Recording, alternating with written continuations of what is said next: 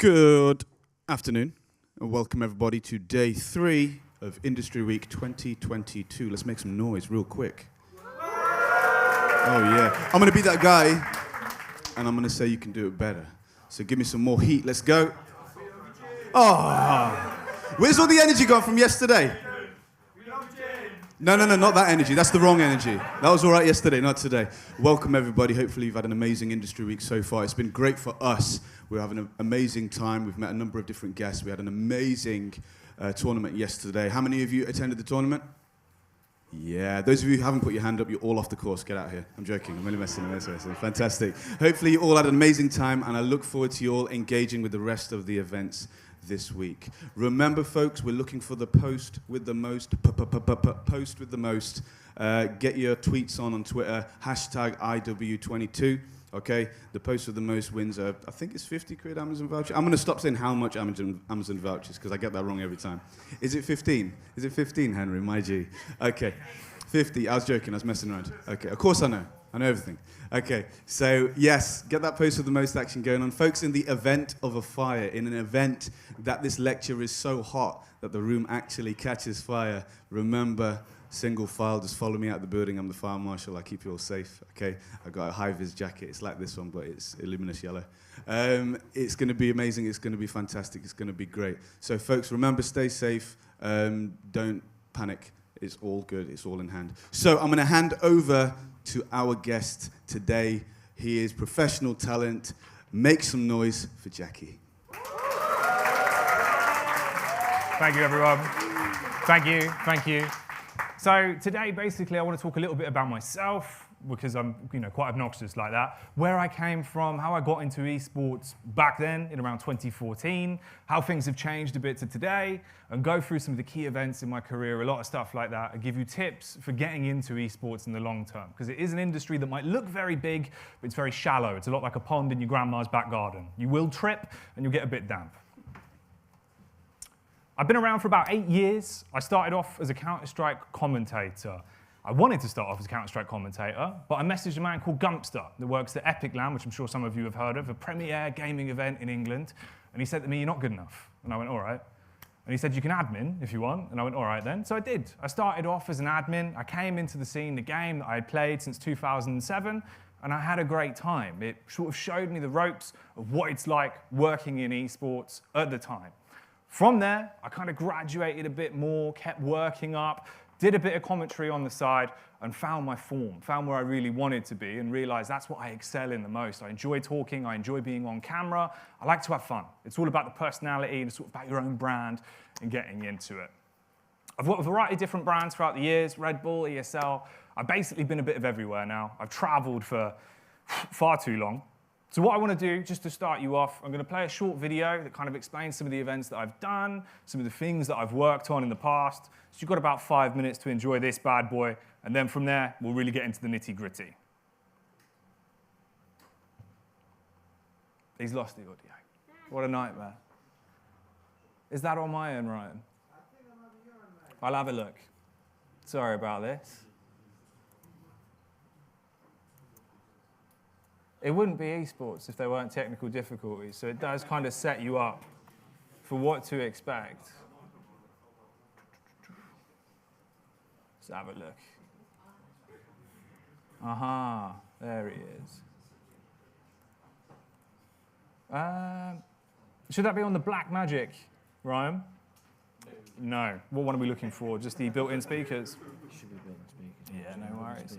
I think it just auto-changed. Yeah, it does that. It can do. The classic. Yeah. And we're back in. Back in the room. Lovely, fantastic. Right, here we go. So this is the video.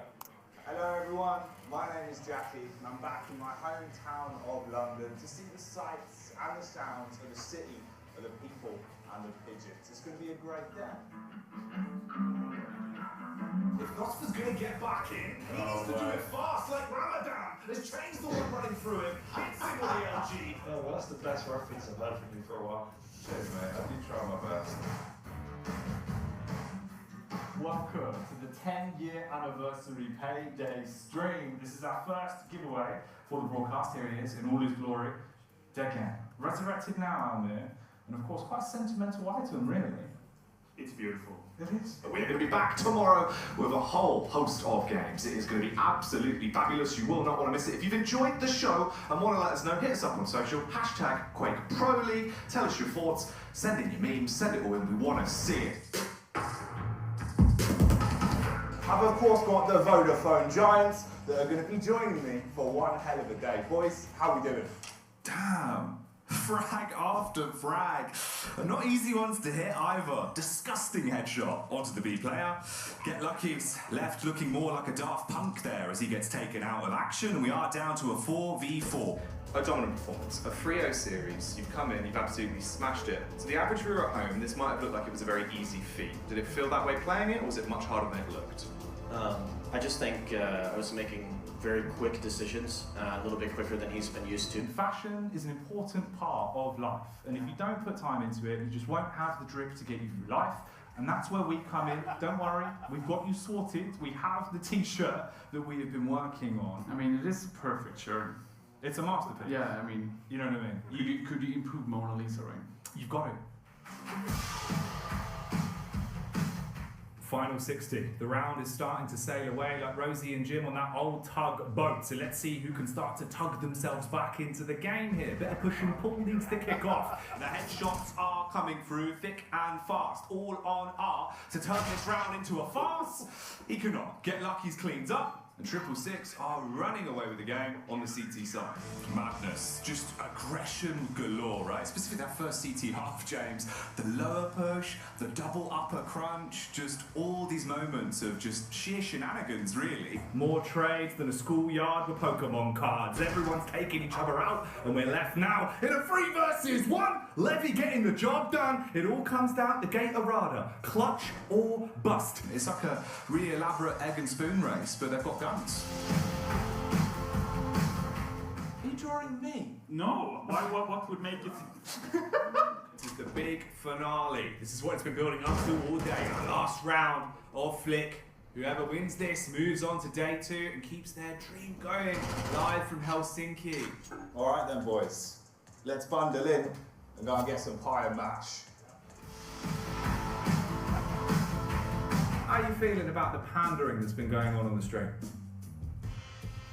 What about it? Also, hang on a minute. What have you done? It's not us. That's where you pour from. These are pots. That's it. You brought pots. That's a pan. That's what I said, specifically a pan. It's a saucepan. No, that's a pot. Hi, Davey. Hi, Jack. I miss Hi, you. I miss you too. Get a room. I wish. Yeah. That would be ideal, actually. That's just how I move. It's understandable, the movement of an old man, but it's all young guns in the server here. Level taking on 666 as we're into Ancient. This is the finished article. This is the real McCoy. Right here. Have we got a cat edition? Was that? Oh, that's nice. Get a zoom in on that bad boy. Look at him. Has the org in hand and expects to push towards the stairs. The headshot angle. Woo! More headshots than a photographer as he does knock them down. Mohamed the Mauler not being a big baller this time around as he will be left deflated like a ball. It all comes down to the B bombardment. Flash set up, the smokes are out. The Molotov burning into a crisp. Nowhere to run, nowhere to hide. Scared the depth, they're scared the look, they're shook, and they're all falling away one by one. Rafa has claimed the belt. He's walked away as champion once again here at the Stage 2 Quake Pro League Finals. That is it for our finals, but we will be back next week online, same time, same place. We'll see you there, but for now, it's all about Rafa!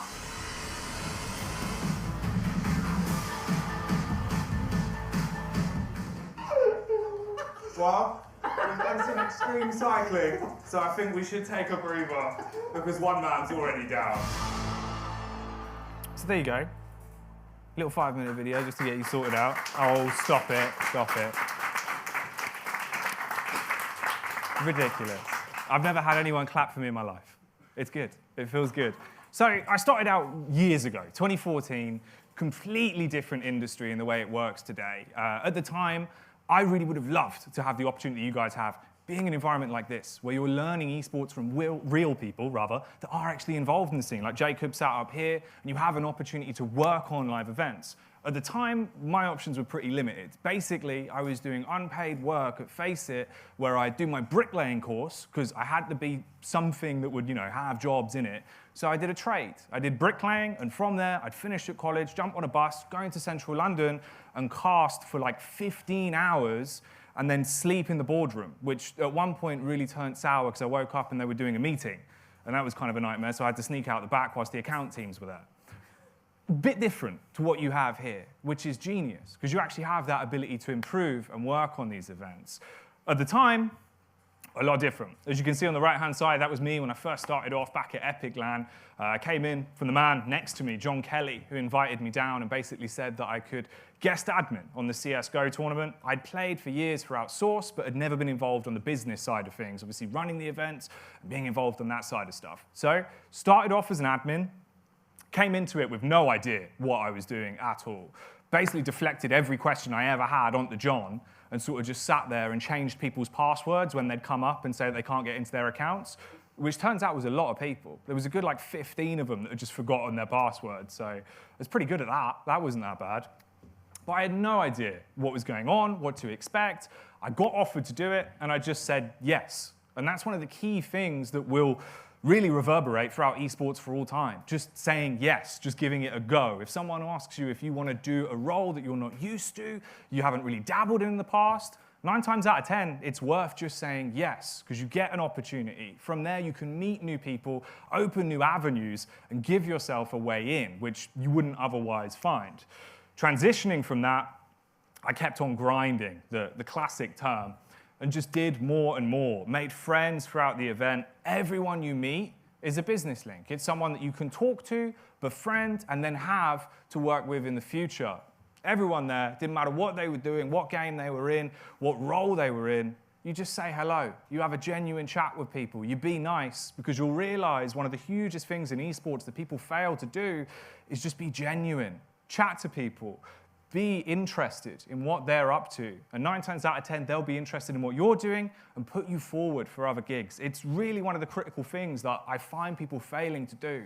If you go to an event, you keep your head down, you only stick to the people that are doing your role. If you're an observer, you only stick with the observers, you're not going to get anywhere from that. Sure, you might befriend all the other observers, but it just becomes a clique. Well, a clique rather. If you can take that, go into an event, speak to everyone. Doesn't matter who they are. If they're the runner, if they're the TD, if they're doing production in any aspect, you speak to them, you ask them what they're up to, you talk to them, you befriend those people, and they will put your name forward because they want to work with you. It's the human element of esports that a lot of people forget about, because you get wrapped up in just thinking, oh, I just want to do my game, I just want to do Overwatch, I just want to do CS, I just want to be an observer. It doesn't work that way. And I wish it did, because obviously it'd be fantastic. You could just go, I want to be a commentator, now I'm a commentator, mint. But it's not how it works. So remember to just genuinely be friendly and be a genuine person in all of those interactions. Meanwhile, over here, this is one of the first real live CS events that I got to do at the time. This was APM 2015, I believe. I got flown out to the old Take TV studio, which was a dream at the time, obviously working with Henry G and Sadakiss. You've got Chris J over there as well. This was a fantastic event, because it really kind of let me feel out what I want to do in esports in terms of my own style, which is a huge thing that people fail to realize. You can go into esports and think, I want to do this, and again, you might funnel into just doing the rinse and repeat of the job. You lose your personality. You lose what makes you you. That's the worst thing you can possibly do. Today, after this event, I realized my strong suit is my humor. It's the way that I commentate. It's the way that I was a little bit more flamboyant than other people. You don't have to be sort of bland and generic. You can be your own person, break out of that mold, and it helps you infinitely more than it would be just being the same average Joe blogs at every event. Be yourself and try and stick with that. If you like fashion, run with fashion. If there's something that you want to implement into an event, implement it into the event. Take those risks and do the things that you think are good, because you will find you get more opportunities from it. Don't conform to a weird mold and kind of think that I have to be whatever. You don't. You really can be yourself in esports. And that's one of the critical parts of the industry that's quite different from a lot of other jobs. You can take that risk to just be yourself. Vastly different in terms of how things were back then, though. This was 2014. you would go to events and it would be limited. I remember doing an Overwatch event around the same time where effectively they were trying to cut corners and wanted to run the entire event just on laptops. We walked through this LAN hall, it stunk of burning plastic, and it turned out that they couldn't run any of the games. Blizzard went mental down the phone and were like, this is ridiculous, because all the PCs were overclocked to compensate, laptops even, and it just did not work. They all burnt. The place got shut down, and we sat in a control room on our phones for about 15 hours a day, getting paid, just going, at some point the tournament might start. It never did. At least these days, things are a little bit more high spec. This is another crowning event that I really resonated with. You can see back then the beard wouldn't come in. It was struggling. The man over there as well, Sam Bainlaw, producer to Richard Lewis, amazing, amazing man in esports. Done an awful lot behind the scenes of basically all of the F1 events currently going on. He's been around for years. Was spotted by Richard Lewis. They were both Paul Talbot boys. Anyone from Wales? Nightmare, nightmare. But he was a genius in his own right. Really driven and creative. Richard kind of picked him up, took him under his wing, and was teaching Sam the more in-depths of esports. In terms of production, he's always been one of my favorite people to work with because he is incredibly comedic, knows his boundaries, and knows when to kind of overstep and when to dial it back. That's one of the things that you'll realize a lot as a producer. One of the reasons why I also love Jacob is that he is fantastic to work with in that he knows when he can have a bit of fun. And he knows when you just need precise, clear-cut information. When I just have to be told, we're ready for the interview, throw in free, and that's all I need. Any more waffle, anything in your ear which is irritating you whilst you're trying to think and talk can be a nightmare, specifically for sort of younger talent that come in, haven't had that time to develop and really be able to process all of the production audio whilst sort of free-flowing their thoughts and speaking in an interesting manner. You'll notice that. And someone like Sam really kind of taught me that, because the more I worked with him, the more I wanted to work with producers like him that would really set you up for success and not leave you in a position where you're trying to figure out why on earth I can hear a guy upstairs in the production booth cracking open a lilt and talking to Dave about the burgers they've just had, which did happen on multiple times at one point when we were live on the BBC Three, which was a nightmare. Just had to sit there on talkback going, please, I don't care about the lilt. Didn't help, didn't help. Probably one of my more role model people that I would say to try and follow in terms of esports. But this event was fantastic. We got flown out to South Korea. I was hit up by Minsik at the time. He was the general commissioner of E-League, and this was huge. This was my first time working with a big American TV company. Obviously, TBS, Cartoon Network. I'm sure you all watch Rick and Morty. It's all under that same caliber.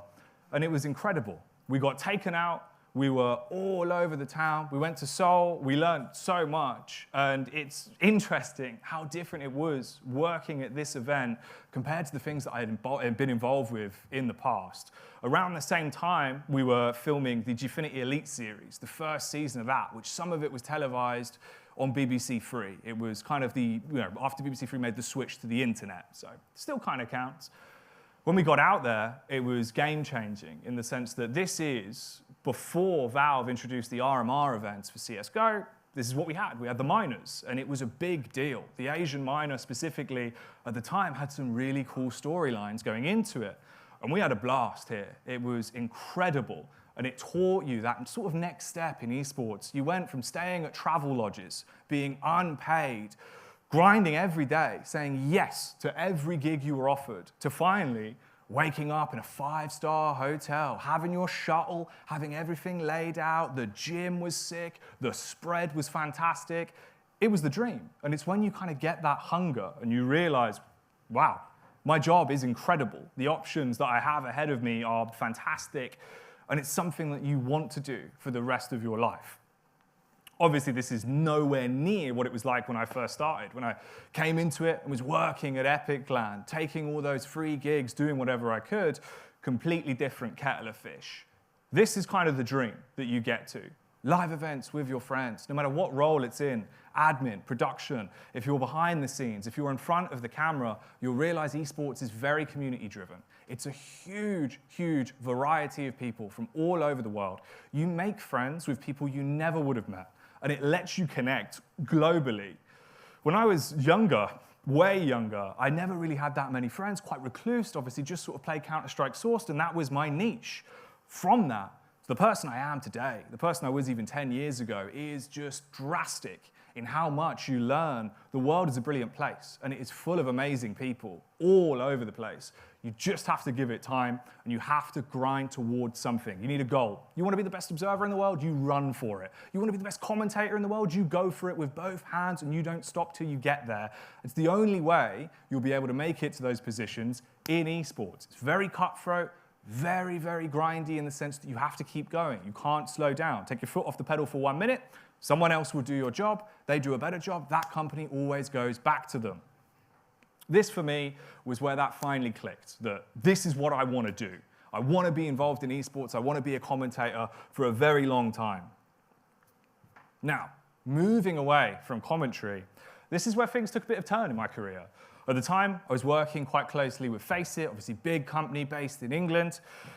I got given the opportunity, when Overwatch was coming out, to basically head up the observing system that now Blizzard has used for the Overwatch League for a very long time. This is me here inside of a truck at BlizzCon 2016. The far door on the right, at one point, we had Elon Musk walk through the door.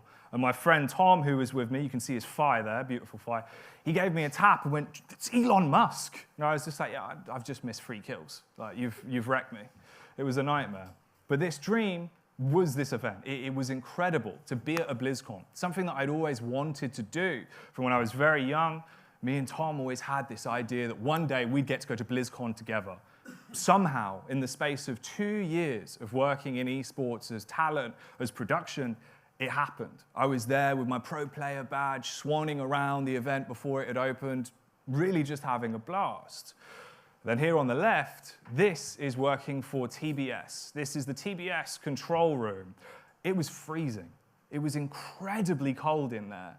The big man, the TD for the event, who headed up everything, I believe he used to work on American football, but they put him on E-League, and this was kind of a spin-off that we were doing. Overwatch had been blowing up. I came into it. Me and Sliggy, now a coach for Team Liquid, for any Valorant fans out there, we sat down with 6 computers. We had 6 keyboards and mice each, and we came up with a system to basically have 2 of us doing first-person observing. Then we would have the cinematic cameras, then the static cameras. We figured all this out in the space of 45 minutes before the first day of broadcasts, and we had to just make it work. That then ran on to when Turner reached out to us and said, we want to do the finals live, we want to do them on TV, televised, do you want to do it? Me and Sliggy went ahead, went out to America, spent about 2 months in California at the Blizzard campus, basically teaching their team of observers how to do what we did in London with just 6 PCs. But it was massively upscaled and incredibly different. They now wanted 1 machine per each POV. They wanted all these replay machines and kind of tried to turn the game on its head, made it far harder than it needed to be. We fought and fought to scale it back, and eventually it kind of did. It got sort of balanced between both ideas, and it worked quite well. This is what we did here, live at E-League. And it was incredible to see what we could produce in such a short space of time. And also, again, that sort of idea of esports levels up in your mind. You go from the epic lands, the starting events, to being in South Korea where you're getting paid more money, being at these big hotels, having great nights out, going to karaoke bars and living the dream, to now being in America in this freezing cold room where one single mistake could be costly and the entire TV network would be on you immediately. So everything was so methodical, so different to what I had been used to. And that's where you learn, again, the different levels of esports, the way things always change, the way even though you're used to doing one role for so long, you've suddenly been offered an opportunity you can't really pass up. And if I had just said, no, I'm a commentator, why can't I cast it? It would have got me nowhere. You're not making any friends, you're not getting invited back, you're never going to get those opportunities again. Whereas here, I took that risk. I said yes. Me and Sliggy sat down and made something that was really well received. Then we end up here, producing it for live television, and the game-changing difference that was incredible. So you really do have to kind of channel that passion that you have and run with whatever you're given. Now this for me was a dream come true. IEM Katowice has always been one of my favorite events. It's one of the crowning jewels in the CS tiara. And for me, this was just brilliant. I had been doing a bit of Quake on the side. I'd made quite a good partnership with Bethesda. I'd always enjoyed Bethesda Game Studio games. And I got to meet 04, who at the time was a professional Quake player. Now he heads up one of their teams and was given the opportunity to come on board to cast Quake. It was something that at the start was a bit different. Again, a game that I'd always liked, but I hadn't really been involved in, wasn't endemic to the scene, didn't know all the ins and outs. But you take those risks, and I did. Went into it, learnt the game, involved my commentary around it, took those pieces and applied them to what I had already learned through years of casting only Counter-Strike. This is one of the first times where I really stepped out of that comfort zone of roles in terms of commentary. I went from sitting there about my 5v5s to talking about how sick someone is with the railgun and how much that hurty-verty left me just sweating after the broadcast. This was, again, a dream come true because I was there live at Katowice on the big stage where tournaments that I had watched and wished I was at was finally a part of. Up there with my flashy suit behind Rafa, easily the best Quake player of all time. And again, with that, you learn that there is so much more you haven't realized. Even if you think you've done everything in esports, you've done all of the commentary roles, you've done all of the games, there'll always be another opportunity that can come around.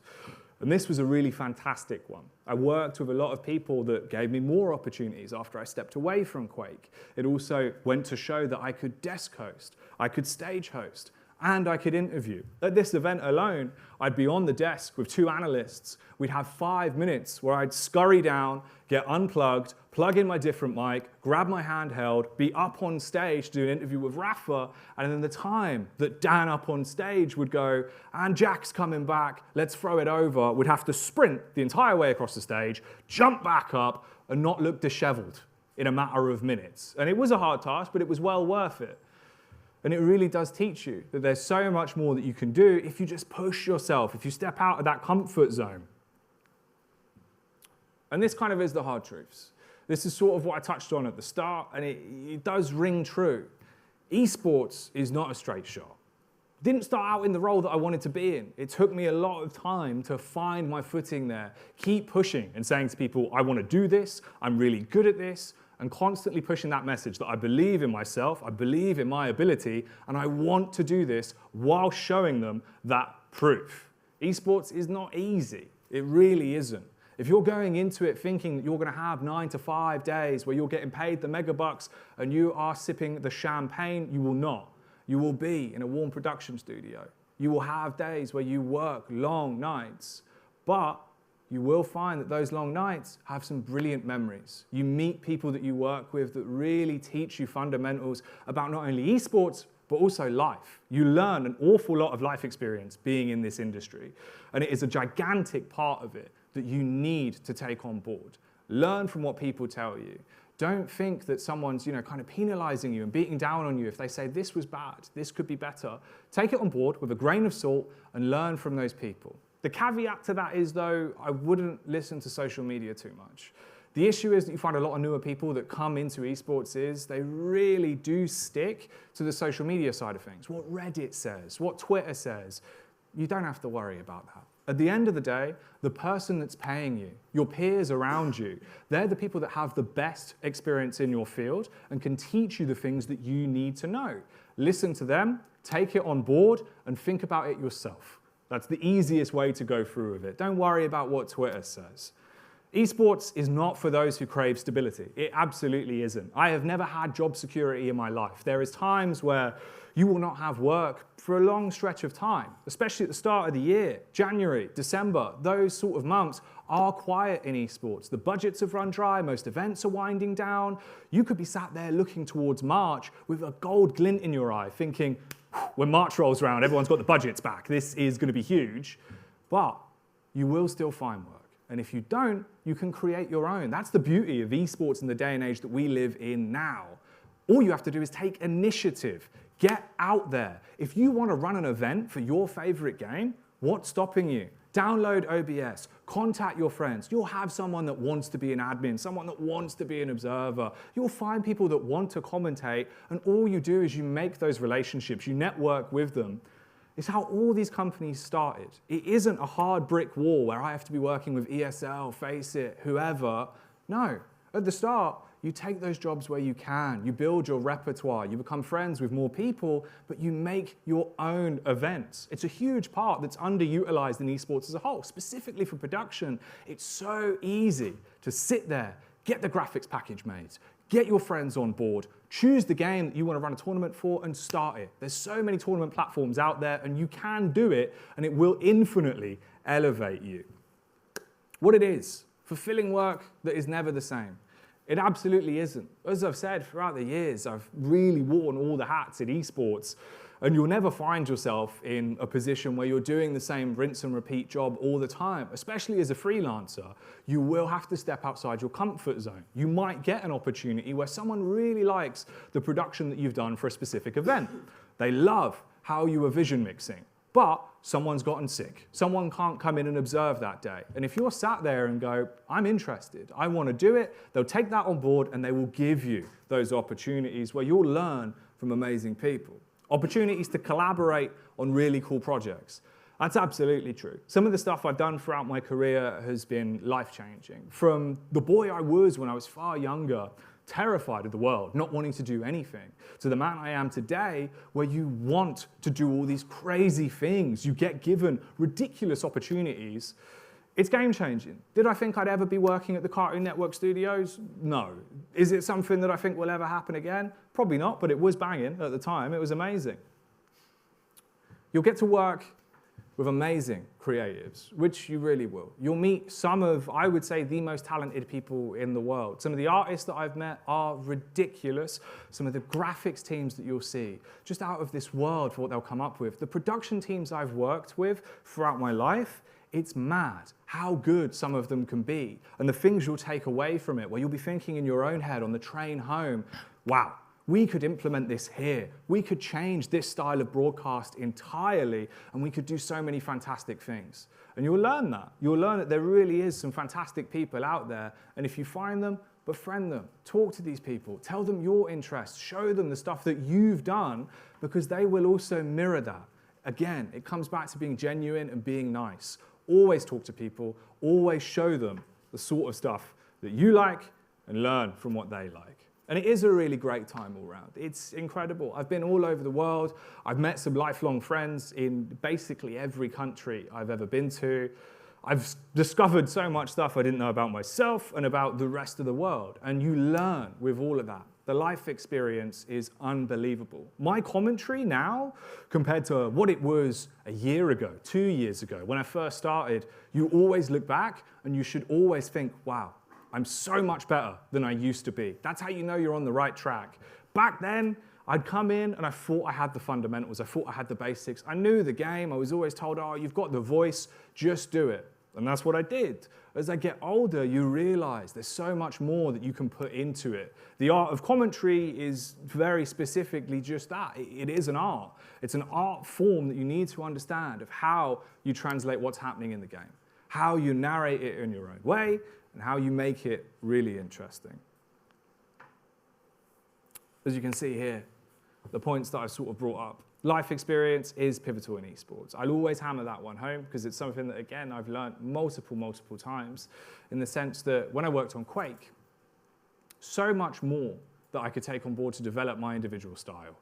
You'd realize that suddenly you have this entire plethora of new words that you've discovered through working on a different game, new people that you've worked with as well. And you can take in things that they do, apply that to yourself, and kind of switch it up a bit. Put your own spin on it. You can do that in basically every role. You'll always find something that interests you and will help you to develop.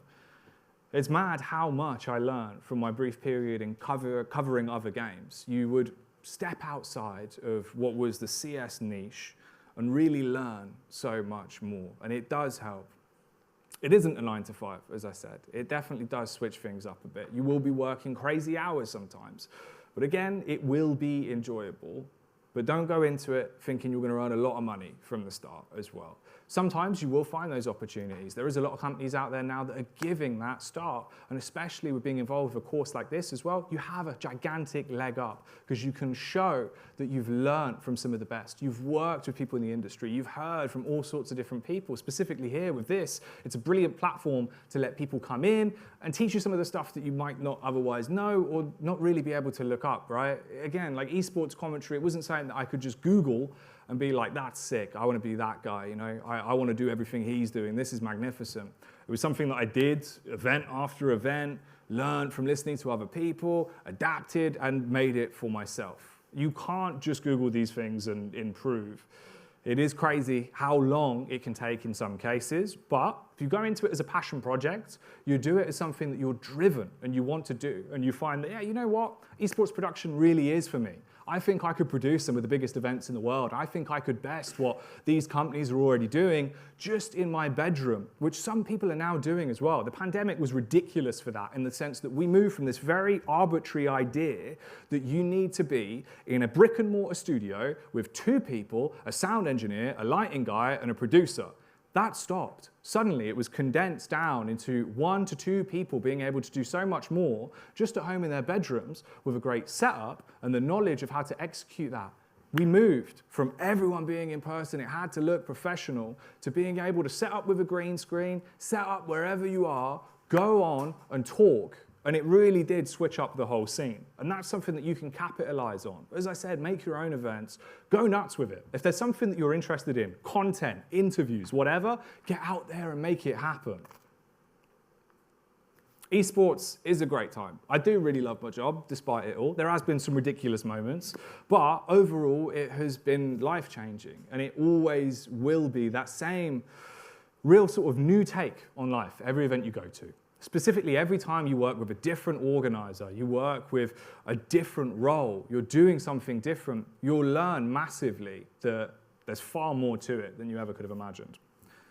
Esports allows you to grow in a magnitude of ways. It does. It really, really does. You'll sort of learn that some of the artificial barriers that people put up don't really apply. It's a far more unified industry. You will work with some of the most talented women you've ever met in your life. You'll work with people from all over the world. And those ideas of boundaries, from only working with one type of person, it's gone, it's out of the window. It's a lot more unified, it's a lot more connective, and it's getting better and better every year, because there is so much talent out there that in the past has been looked over. Now people are finally getting those opportunities to come out and show what they can do. And as I've said, just learn from them, give them a chance. Never just, stick your nose up at someone and judge a book by its cover. In esports, some of the most creative people can be quite shy, can be quite reserved. But once you get to know them, you'll learn infinite things with them. And you will find your place among a fantastic community. That's what it is. Some of the people I met playing Counter-Strike Source that I'm still friends with to this day have been lifelong friends. Some of the people that you meet even more recently will become some of your closest friends. And it is crazy just how much you can learn from all these people. This is what I was talking about here. Putting up those artificial walls and sort of sitting at an event with only the observers, with only the production team. Don't do it. I saw it happen a lot, specifically back when I was working on Overwatch. Tons of the talent would only stay in a small clique, and the production team wouldn't come over, wouldn't talk to them, wouldn't say hello. And at one point, it sparked this weird Twitter thread of conversation where the observers was like, oh, it's so cliquey how none of them will speak to us. But no one went over and bridged that gap. And you can. It's not some sort of weird system where you can't speak to anyone. It's still just normal real life. It doesn't matter that X person has, 100,000 Twitter followers. It means nothing, really. You shouldn't worry about that. Don't think about the numbers. Just think of everyone as people, because that's what we all are. We're all exactly the same in the options that we have and the talent that we can bring to any broadcast. Just speak to people, go over there, bridge that gap. You see someone like Monte Cristo and you've been a big fan of his work, you go over to him and you talk to him like a normal human and he will respect that and reply it back to you. That's all it takes. You just have to approach people in a normal manner as you'd like to be approached. Don't prioritize the opinions of social media. I did mention this before, but it is something that really does need to be hammered home because it is one of the more pivotal points that a lot of people fall into. That trap of doing one event and seeing people on Reddit saying, oh, the observing sucked, this was terrible, this was bad, you know, the vision mixing was awful. And you're sat there, you're reading it, and it's this anonymous opinion on the other side of a monitor that's telling you you were bad at your job. But what they don't know is the boundaries around that, maybe what you're working with, maybe the fact you've never been in this production studio before, you've never worked with this organizer before, it's entirely new equipment. All these factors that you're aware of and that your boss will be aware of. And that's what matters. That's the opinion you need to listen to, the people that are in your field, your peers, other producers. The easiest way that you can fix that and get out of that mentality is not listen to those comments, actively message people. Go out there and speak to everyone. You want to observe Counter-Strike? You message Prius and Sapphire. You say, hello, I really love the game. Here's some of my work. What do you think? Is there anything that I can do better? And you give that to them. They will come back to you and they will speak to you like a normal person. As I've said, that's all it takes is just sort of bridging that gap and saying, here's what I want to do. The exact same way now, where in esports, obviously some people do come into it and they really do get messed about in terms of rates. Easy way around that is you speak to people. Again, if you reach out to other people in your field and say, look, I've been offered this gig, this is what I've been offered, it feels quite low, what are you getting paid? Most people will respond to that in a normal manner and say, well, yeah, that is quite low. You can do this, you can do that, this is how much you should charge, and it's all information that you otherwise would not have access to if you just went in blind and run with whatever you're given. You need to talk to people. It's incredibly connected in every aspect, and that's one of the biggest bits about it. Just bridging that gap. In the same way, if you want to do commentary, if you want to do something along those lines in an on-camera role, you record everything, all the events you work on. You take that and you package it into a show reel, like what we had back at the start. You then send that to all of these different companies. You find those emails. Sometimes you will have to scour for who you contact, but it is worth doing. If you can find the contact emails for ESL, for Faceit, for PGL, for everyone else that you've looked at and gone, these events are really interesting to me, I want to be a part of them, and found the right person, reached out to them, just started a dialogue. Even if you just say, hello, I really like esports, interested in being an observer, is there any opportunities? Sometimes you won't get a response. Sometimes you will. Sometimes they might just look at it and go, all right, well, this guy lives in London. Someone else is cancelled for the week. We might as well hit him up. We'll give him a go. And that's the easiest way to try and find those opening bits. You need to. This is a big one. Don't talk ill behind people's back, because word does travel incredibly fast. It really does.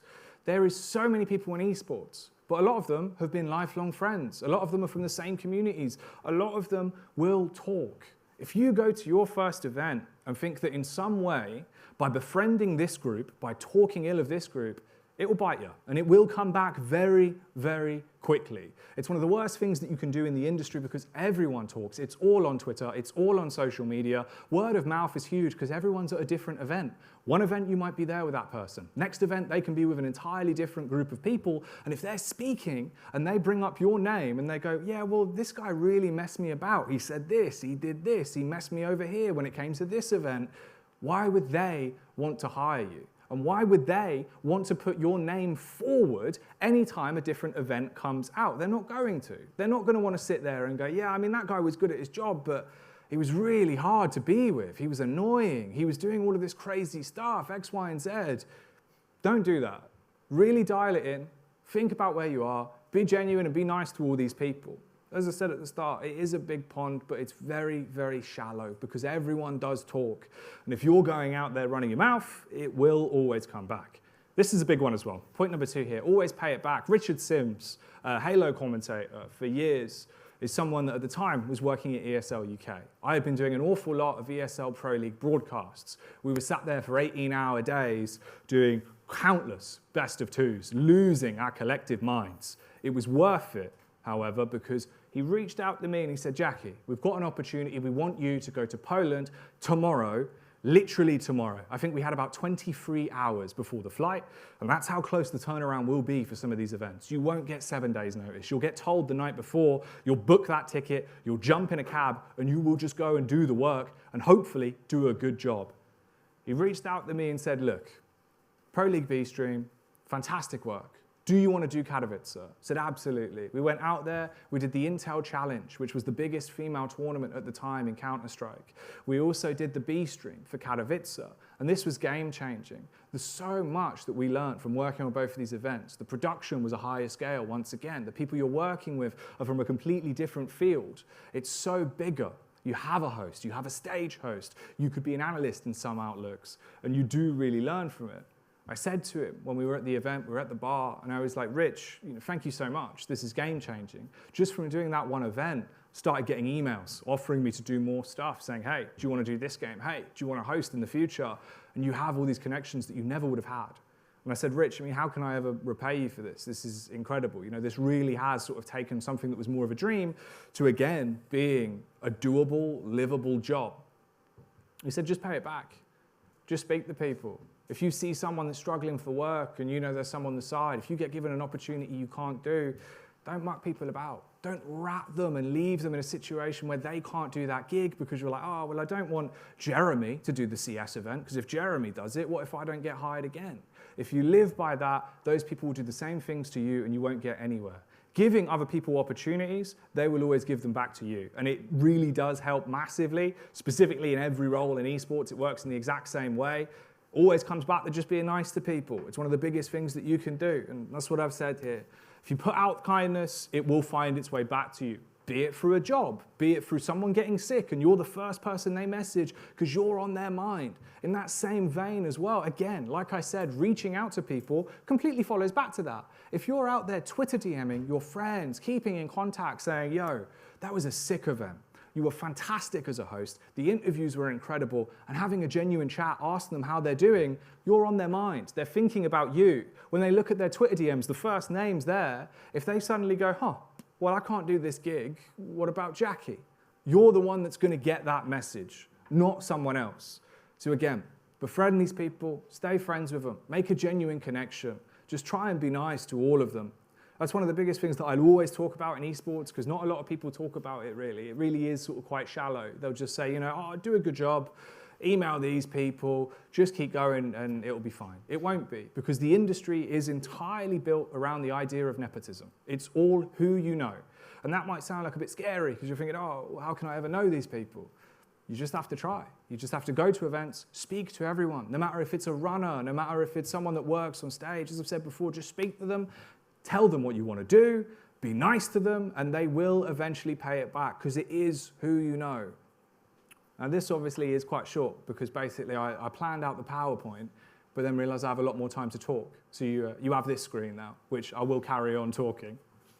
But there's so much in esports that you can do. You do have many opportunities ahead of you, no matter, as I said at the start, if it's a role that you want to work in. And one of the things I wanted to do as well was just talk to you and see if there is any questions out there in terms of stuff that you want to do, things that in the future you might want to work on that you haven't had the opportunity yet in esports, and kind of have a back and forth with you. Because I've realized a lot of people don't get that opportunity. And there's so much that I have in my head that I'd love to share with you, if that's all right with you, Jin. Nice, we've got a thumbs up.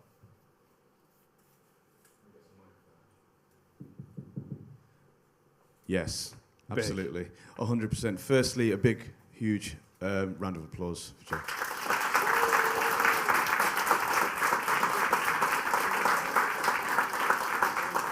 Definitely some amazing tips and advice. But definitely let's open up to some questions. I'm sure you've got some burning questions you want to ask. Yep. If you can, please wait for the mic to reach you. It might take a moment, but we want to hear your voice.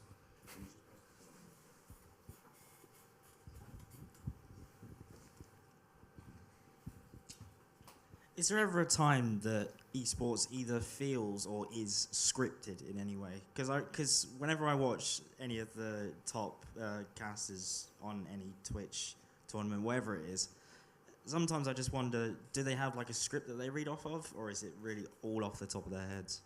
In every event I've ever worked on, it's always been freeform. There's only been a couple of times, in my knowledge, that I've ever actually seen a teleprompter use at all. For some cases, I know Gfinity with some of their events would use one for some of the host segments. And basically what you do is you record the top of the show, like we've obviously back on that show reel, the clip of me laying in front of the desk on the Payday event. We recorded that, had it ready as a video to play pre-packaged. Then went to the live desk segment, because obviously a bit awkward if I have to jump up from the floor, run around the back of the desk. In those moments, yeah, some of it is a little bit more scripted. But for everything you see from sort of a desk segment with a host, with analysts, with commentators, it really is just free form. There's never really an outline of what you have to say or what you should say.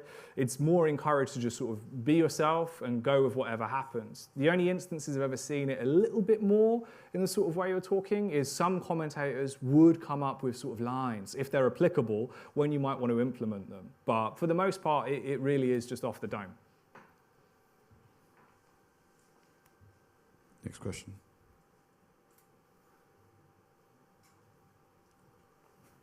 Realise the light's right in my eyes. I can't see anyone. Thank you. Am I coming through? Oh, that's me. Cool. So if you do an event and you're not completely satisfied with how you did, you think you did a bit of a shoddy job, how do you bounce back from that? Does it knock the confidence or...? So one of the easy ways that you can always improve from obviously prior events that you do, that I know specifically in commentary, what most people do is you'll go back home, you'll load up that VOD and you'll watch the entire thing back, right? You'll listen out for if you're using sort of crutch words, if you're saying things over and over again, if there's some bit that you're not really happy with, some lines that you would prefer to have done differently.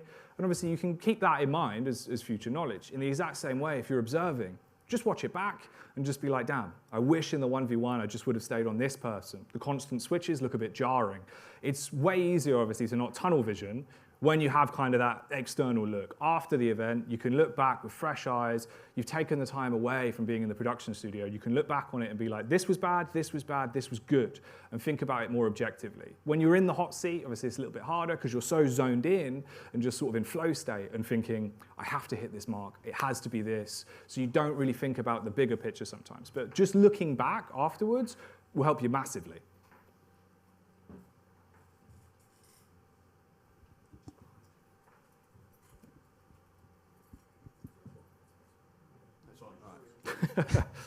What would you say is like your favorite experience at an event, and why would that be?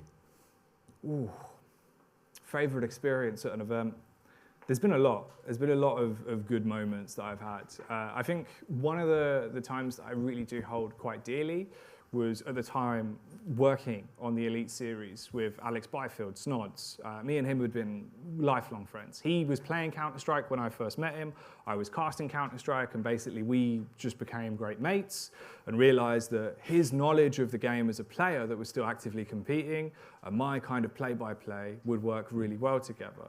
When we got to do our first live TV broadcast, it was just such a night and day difference of obviously being unpaid at events together, all of the slogging that we had gone through of sort of, literally I remember basically being so happy and so blessed when one morning we had a travel lodge breakfast. And we were given this travel lodge breakfast and it was unlimited food. And we were sat there with 3 plates, living like kings, it didn't matter, sausage, beans, everything. We went from those moments to being paid a good wage, getting cars, picking us up from our houses, driving us 3 hours to do a live TV broadcast. And it was with, at the time, one of my best mates. Like, you realize how quickly these crazy, crazy things can start happening to you. And that was probably one of the biggest ones. Also, just South Korea as a whole. Just exploring Seoul and being there with Minsik as our translator. I remember at one point we went out drinking at a place called House of Soju, and the 2 translators that were with us had gotten so drunk that one of them was translating for the other translator because we had just had way too much soju. And I will never forget those sort of moments because it was just such a blessing to be like, how on earth have I gone from South London to South Korea? Like, this is just madness.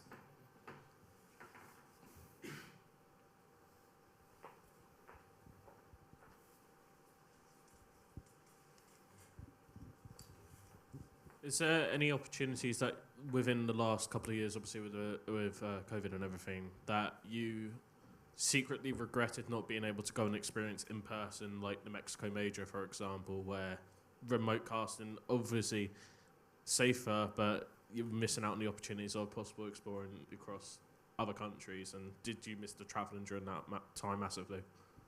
That's a good question, because the thing about the Mexico Major was as well is obviously the red list for Mexico only came in like, 3 days before the event or something. We were all set to go, and it was going to be fantastic. Tim, Ace of Pyrite, someone that I really love working with. Mine and him, our partnership when I came into Siege was incredible because he was also quite scared when we'd speak about it after some broadcasts. He'd be sat there going, "Can Jacky say this sort of stuff? Can he be doing this?" And we had this really sort of blossoming friendship of someone that was so rawly passionate about Siege and me coming in as a Counter-Strike commentator, and we molded together in an amazing light. And I would have loved to see Tim in person. The only time we've ever met was back in like 2017 at an ESL Prem event, and we've never had the chance to see each other again after that.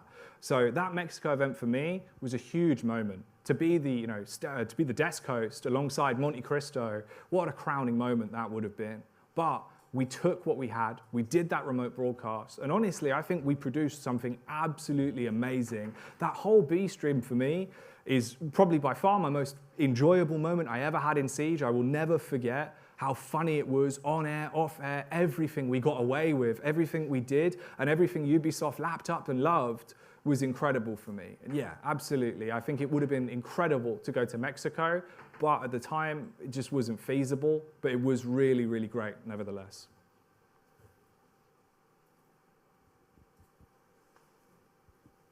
How much preparation do you do for events in terms of researching the game, getting up to date with the way things are? Because I know you jump around a lot between titles. It's really hard to keep up to date with all of them. It depends on some of the games. Obviously, it depends on roles as well, right? Because it's a lot easier if you're going into a more mainstream event to prepare for all of those teams, have that information available. Entirely in terms of the game as well, it depends on the API that's available and the infrastructure around it. CS is brilliant for that because you have HLTV. If I want to look back and see exactly everything X player's done in 1v1s, 1v2, economy management, everything throughout those years, I could come out with raw facts and say this player is amazing on Dust 2 for this reason and have all the evidence in the world to back it up. In some games, it's a little bit more limited. Siege has some of that, but not as much. Quake, completely different. There's none of it. It is a lot more word of mouth. It is a lot more, obviously, sort of artificial in terms of looking at those plays, watching back the VODs, coming up with your own numbers. A lot of it really is, for me, more in the sense of tailoring it to each role. Because as a host, where I feel like I really sort of benefit the broadcast, is you make other people look better.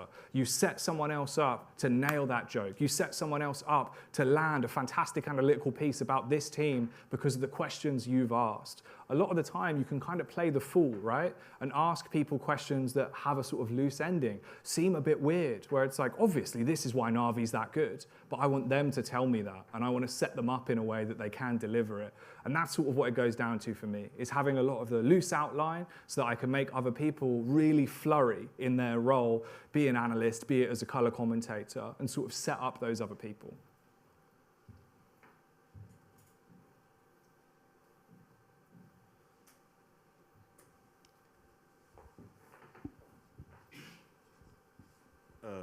Obviously, you spoke about all like the positives, but what are some of like your biggest fears or like negatives really? Because obviously you're quite a positive person, so do you have any like scares or anything? Not really. I know it sounds mental to say, but yeah, it's one of those where even when I first started in esports, I was never really that nervous. It's always been one of the things that I haven't had affect me. I think in some way it's tied to the fact that I have aphantasia. So basically, I can't visualize anything. If it's not in front of me, it doesn't exist, and it does just sort of fade away quite quickly.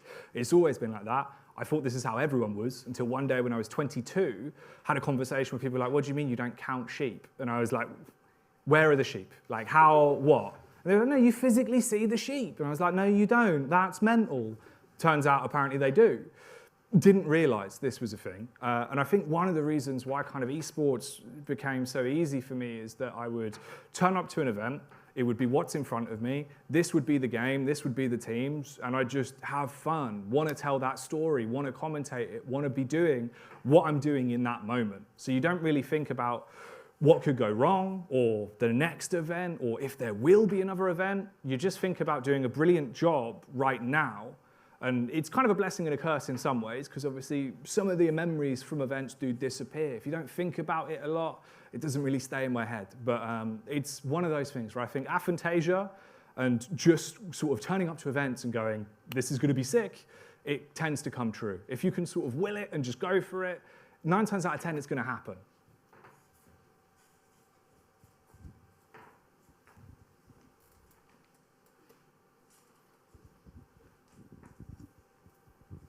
Is there any opportunities for new titles that you're willing and wanting to go into that you haven't been able to experience before? And how are you excited for what's to come in terms of the expansion of the industry, etc.? Absolutely. I think there's a lot of good games on the horizon. There's a lot of really cool stuff that's coming out. Like, true to heart, obviously, for years, I was basically a gigantic CS fan. It was the thing for me that I was always endemic to. From 2007 up till about 2018, it was really the only game that I would play. All I would do would come home, play Counter-Strike non-stop, be on teams and improve as much as I could, and obsessed over it. I've always worked in that way, where I have kind of one thing that I really want to stick to and obsess over, and I live and breathe it as much as I can. It affects the way my commentary works, it affects the way that I sort of prep for events or what events I want to do. In terms of what's coming up in the future, I really want to be involved with Halo. Done an awful lot of Halo stuff now on the come up, obviously with the Halo Chamber stuff as well. We've been producing events, which is really fantastic because Halo is quite a limited scene. In the same way that I spoke about getting into esports through creating your own opportunity, that's one of the things that we did. We sort of brought our heads together and realized, right, it's a very locked down scene. The only way you're going to get in is if you create your events, you create your opportunities, you cast the events that you're making, and then you have a way to be seen by the sort of, bigger organizations that have a more limited scene. Because a lot of games in esports are obviously publisher run. Counter-Strike is one of the only few that's just out there. It's just ran by the esports community. There's no big main league. You have everything, ESL, Blast, PGL. Companies choose who they work with. Companies choose what way they run these events. Whereas Microsoft, Ubisoft, companies like that have a lot more control in the way that those events are run and the sort of talent they bring on. So you have to create those own opportunities for yourself, because obviously it is quite hard to sort of go in and be like, look, you should hire me over this person, because you have no evidence to prove that. But I think Halo would be a fantastic game to be involved with more and more. Call of Duty as well, in the same way. I think there might be some more opportunities in the future there. It's been one of the games that I've always been involved with, so I would love to branch out. And then in terms of what comes out in the future, I think it's just a matter of waiting and seeing what sort of pops up, really.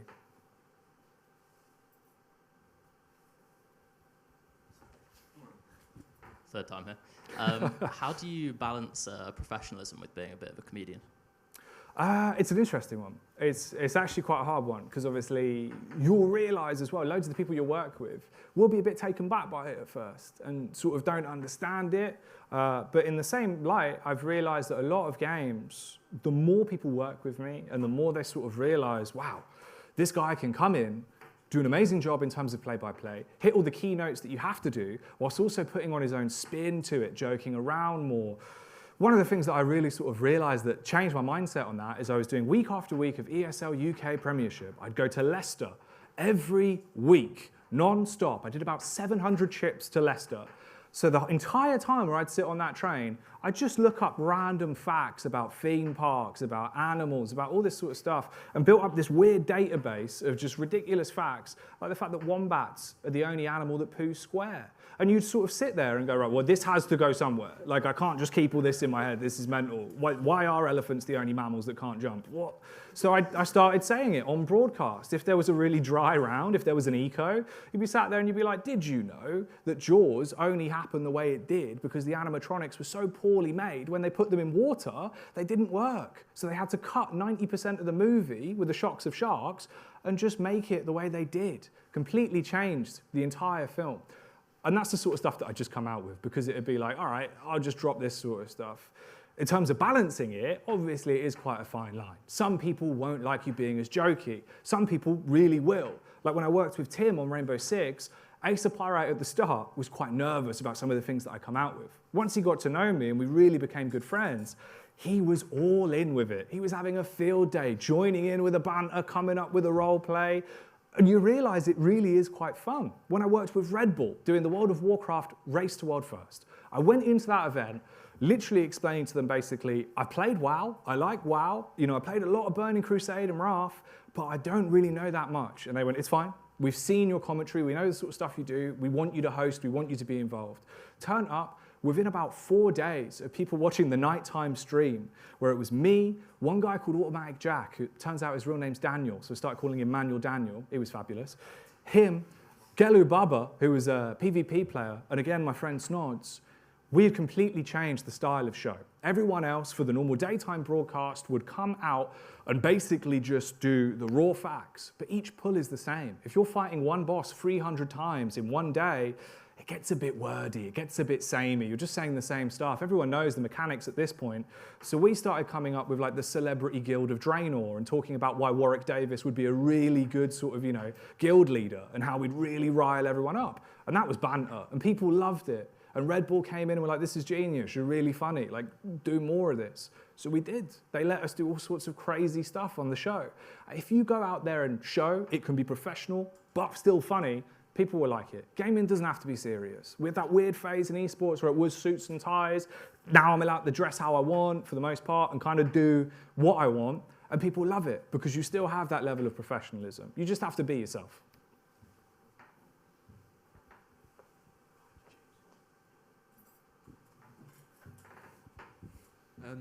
Has there been any big mistakes or like setbacks in your career so far that like you could give advice on avoiding, basically? The only one that I'd say was a bit of a setback at the time was working on an event where I would have been going to China for a big tournament. And effectively at the time, I had gone from thinking, yeah, you know what, I can charge this much money for my work now. I'm in a position where I've elevated my game, I'm a lot better. But obviously, if you don't have the history to prove that, the repertoire of work there to sort of show, companies won't buy into it as quickly. And basically, I asked for a bit much compared to where I probably should have been. In response, I didn't get the event. My best friend went there and did it, and I was sat at home watching the event thinking, damn, I wish I would have been there. But it's not the end of the world. Obviously, it's one of those where in the moment, you do regret it, but it's life experience. I've now learned from that. You know when it's applicable to go, you know what, I've done X, Y, and Z, I'm worth more now. I can ask for more. And it works. When you go in and sort of try and run before you can walk, it can bite you back. That's the only one where I think I'd sort of regret it slightly, but also you learn from it, and it's a positive experience in the long run because now you know how to approach those sort of negotiations in the future. Just following up with that question for myself and obviously for the students as advice, how do you qualify or quantify self-worth in the form of hourly paid or daily rate? It's a good one, because obviously at the start, specifically, you have no idea how much you should be charging. And this comes back to one of the points that I sort of mentioned earlier, right? Message people. Specifically now as well. Back then, it used to be quite scary where it was like, oh, I don't want to ask Dave how much he's getting paid. You know, like, what if he can't tell me? What if he doesn't want to speak to me? Spooky stuff. Whereas today, it's a lot easier. You can message anyone. It's all anonymous. Just go on Twitter. You talk to someone. You say, hey, look, I've been offered this one gig with this company. Is this a competitive rate? If they say no, take that on board. Figure it out from there. Talk to lots of people as well. Don't ever go to just one person and take that as gospel. Speak to everyone. Speak to your close friends, speak to people in other roles, and really put the scope out there. And the more that you progress in esports, when you do sort of landmark events, and you'll realize what that means in the same way I said, you start off at an Epic LAN, then you progress to an ESL, then you're suddenly in South Korea, then you're doing TV, and you're like, whoa. Each one of those is a stepping stone where you can look back on it and be like, you know what? I've done my first televised broadcast. I'm worth a little bit more. I've done an award show, I'm worth a little bit more. I've now won an award, I'm worth a little bit more. In all of those avenues, the bigger you get and the more you're doing, specifically in terms of innovation in production as well. If you go into a show and you're doing bog standard work and that's all you want to do, that's fair enough. But if you go into a show with your own ideas and you're like, hey, I've come up with this in the downtime, can we use it on air? I've been making this content, can we use it on air? I figured out this way to present the game, can we do it? Companies will be blown away by those innovations. Yes, it is a risk that obviously you're giving these big ideas away for free, but if you do something that no one else can off your own back, you can then charge more for those companies to have that in the future. It's all just about looking at it realistically, speaking to other friends, and trying to innovate as a whole. Awesome, thank you. Yes, hi, hello. How did your personal interests and hobbies contribute and refine your personal style of commentary? MF Doom is easily, for me, one of the best rappers of all time. Rest in peace. He was someone that I would religiously sit there and obsess over his lyrics, the way that he would speak, the way that he would navigate around the English language, and it blew my mind. It was so interesting. And that style ascended the way I wanted to speak, the way I wanted to lean one sentence into another, rapping has always been something that has really interested me, and it was what I would do. I'd sit there and get hyped for tournaments by listening to lots of different rap artists, by listening to people like Big L and learning from his flow, the way that he would make words link into one another. And it was game-changing for how I'd then apply that into commentary. Learning from your peers, no matter what field it's in, specifically in commentary, it was just people that talk, poets, rappers, people that were on TV, people like, Gordon Ramsay, anything like that. You can look at it as an aspect and go, you know what, that thing he does there is really genius. Like, if I do that, I'm gonna look sick. So then you do, and people enjoy it. I think that's all it really is just finding what things really ring true to you, because if you're interested in it, it's a lot easier. Also with me, I've always been very ADHD in the way that I operate. If it doesn't interest me, I can't do it, I won't. If there's not a time limit, I can't do it and I won't. But if there is a way where I'm like, this is sick, this really gets my grey gears turning and I want to do it, then I'll want to, and I can work it into my work and I can flourish with it.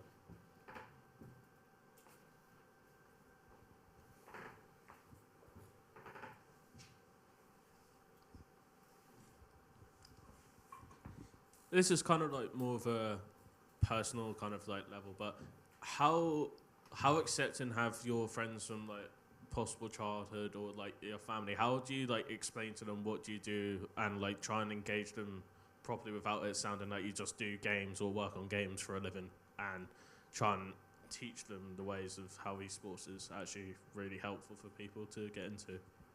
It's hard. It's really hard because specifically, obviously, from when I was younger as well, I was quite reclused.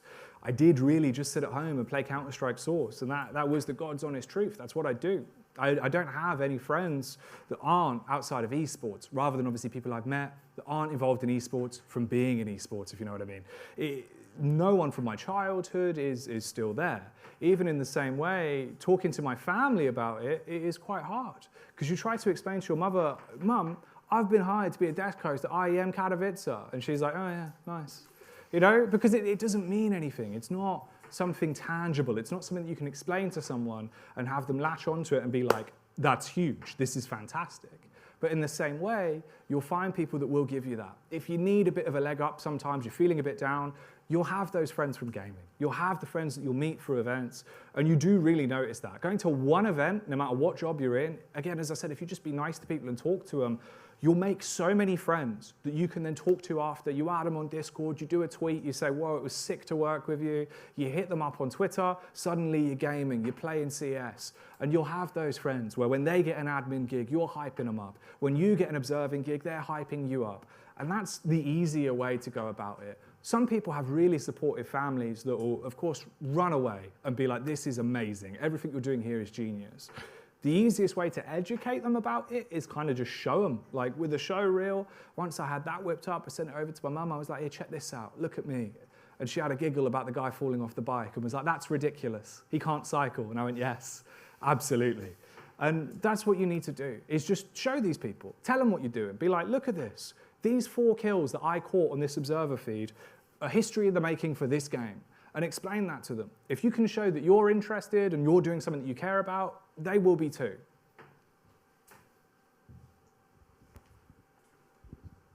Coming off a couple questions ago, say if you're streaming or commentating, have you got any tips on coming up with things to say if there's not really anything going on in the game? It's a hard one because a lot of people deal with that really differently. You'll have some people that will be quite sort of stoic and strict in what they'll say, and they'll come up with scripts. They'll sit in the hotel room writing things that they'll want to implement in some way, whereas I've never been able to operate like that at all. Like I said before, it probably is a weird blessing that my brain is just out of control. So I'll sit down and be like, you know what? This is on the top of my mind. We have a pause here. We're talking about teapots. We're making it happen. And you just go off on one. If you have that comedy element, you can get away with it. The biggest thing in esports that I think upcoming commentators, people like that, need to learn is just improv. Do an improv class. Speak to your mates, come up with jokes, sit down and just do whatever you want. The best things that you can do is learn your camera presence, realize that basically if you're on camera, you want to be looking straight down the barrel or at the person next to you that you're talking to. Learn to address the audience in that way. That helps massively. Then again, it's just getting out of that comfort zone, right? And being like, look, these are the things that I want to talk about, and go for it. Just make it happen. If you sort of put yourself in a box, don't try to expand out of it, it won't help. In terms of tips for it, it really does change person to person. Obviously, lots of prep based on the game will always help. If you can have a strong backbone to always rely on key elements, you'll have that there to talk about. But it doesn't work. You have to think in the terms of disconnect, right?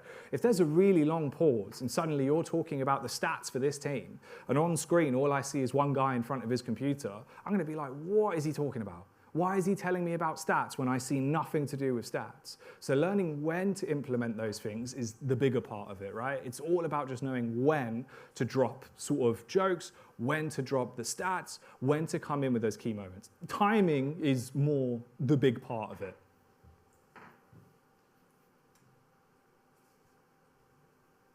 Any last questions? Do you have unlimited energy? This is quite impressive. You're still going. It's amazing.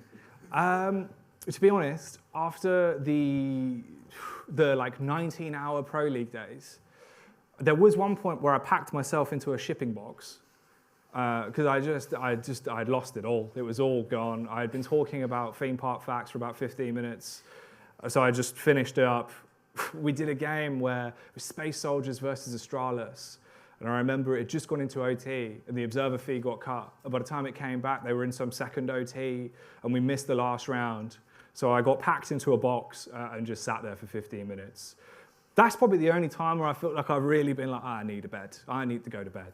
But for the most part, you just keep going. It's one of those where it's far easier to feign energy and feign interest in moments where you're getting a bit tired, you're getting a bit sort of taken back and you want it to be over. Because as long as you're smiling and as long as you're delivering things with enough confidence, people will accept it for the fact, and people will accept it for, this guy really loves what he's doing. Even if in that moment you've done 15-hour days back to back to back and you can't wait for that last game to end, what you want to do is still give that same level of interest that you did at the start, because then people will, realize that and mirror it. It's just about going out there and just giving it your best, and obviously you can kind of find your way through.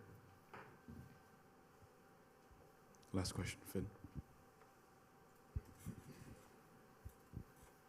Was there anyone you've ever worked with that has like specifically inspired you and kind of like you adapted your style slightly because of them? I think people that I've worked with that really did sort of change the way I think about stuff was a guy called Internet Hulk, who obviously was a big professional Overwatch player, and he was a really good friend of mine. We really did get on. Unfortunately, he passed away during a BlizzCon one year, just before the event. And he was someone that, when you sort of walk into a room and it's just like, this guy's funny, he's bubbly, he's always smiling, he gives off that energy of standing tall, of being happy, no matter how long the day's gone on. And he would crack jokes. He would always turn up and be the life of the party somehow. And you realize from that, you know what?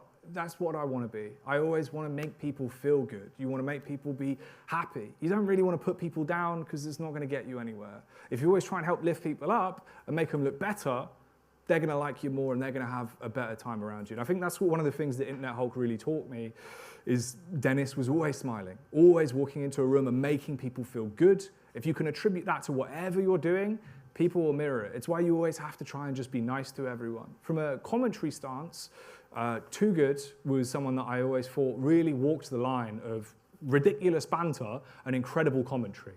And the way that he would make a game come to life inspired me a lot back then. This is years ago, very, very early esports. But Too Good was always such an influence that I liked. James Harding is a man of legend in esports.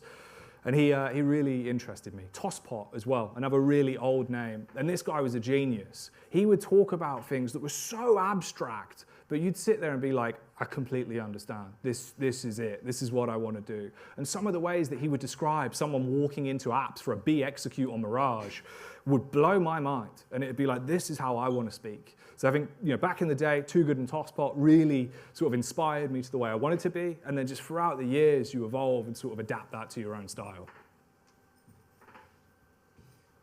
Squad, I'm sure you want to join me in celebrating how amazing this session was, how motivating and inspiring and helpful and supportive the session was. So big round of applause. Jacky.